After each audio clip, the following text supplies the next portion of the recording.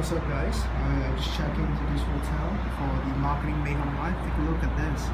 Right, no bikini girls unfortunately, but the view is amazing. It's different. Different as in good different.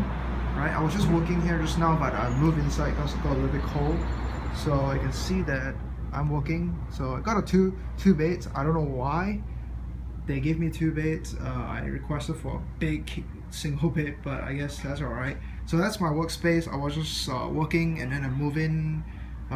You know, the view is great, but you know, it's a bit too cold.